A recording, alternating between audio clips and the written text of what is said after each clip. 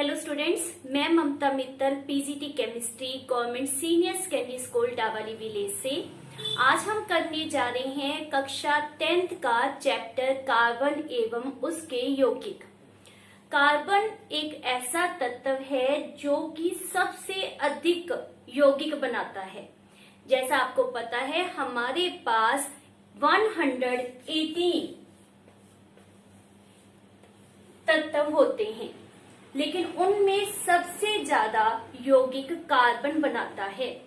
अगर हम इसकी परसेंटेज, इसकी मात्रा के बारे में बात करें तो हमारी भूपटरी में इसकी मात्रा 0.02% होती है और हमारे वायुमंडल में in the form of CO2 के रूप में कार्बन की जो मात्रा है वह 0.03% होती है।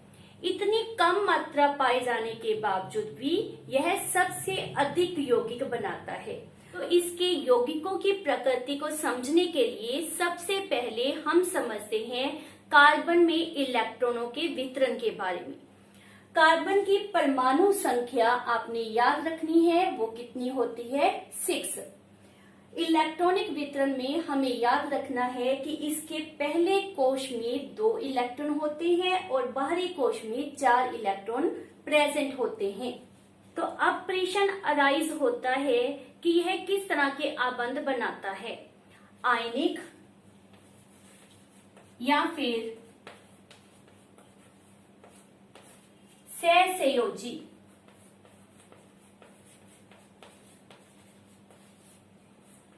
यदि यह आयनिक आबंध बनाता है तो उसके लिए या तो यह 4 इलेक्ट्रॉन को जो इसके बाहरी कक्ष में प्रेजेंट है उसको लॉस करेगा, जिसके कारण कार्बन के ऊपर 4+ का निशान आएगा।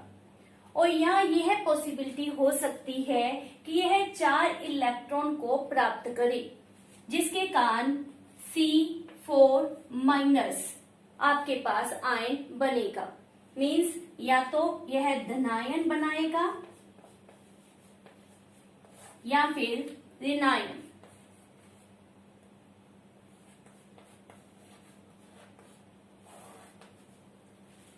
और ये भी पॉसिबल हो सकता है कि यह अपने बाहरी कोश में प्रेजेंट 4 इलेक्ट्रॉन को कार्बन या किसी अन्य तत्व के साथ साझेदारी में उपयोग करे, जिसके द्वारा यह सहसंयोजी आबंध बनाएगा। तो अब हम देखते हैं कि यह आयनिक आबंध बनाता है या फिर सहसंयोजी आबंध। हमारे पास C4+ मतलब इसमें से एक एक करके इलेक्ट्रॉन्स को बाहर निकालने के बारे में सोचा गया। यहाँ केंद्र में हमारे पास 6 प्रोटॉन प्रेजेंट होते हैं। 4 इलेक्ट्रॉन्स को बाहर निकालने के लिए बहुत अधिक मात्रा में ऊर्जा की आवश्यकता होती है, जो नॉर्मली इतनी ऊर्जा कार्बन को नहीं मिल सकती। इसलिए यह C4+ के रूप में नहीं पाया जाता।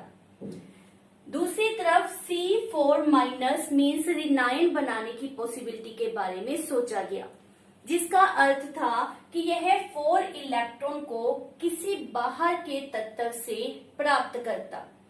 उस अवस्था में भी यहाँ जब इसके केंद्र में 6 प्रोटॉन्स होते हैं, हरी 10 इलेक्ट्रॉन्स को 6 इसके अपने और 4 जो यह प्राप्त करेगा, 10 इलेक्ट्रॉन को अपने आकर्षण बल से पकड़ कर रखना बहुत ही मुश्किल था, जिस कारण C⁴ नेगेटिव भी नहीं पाया जाता।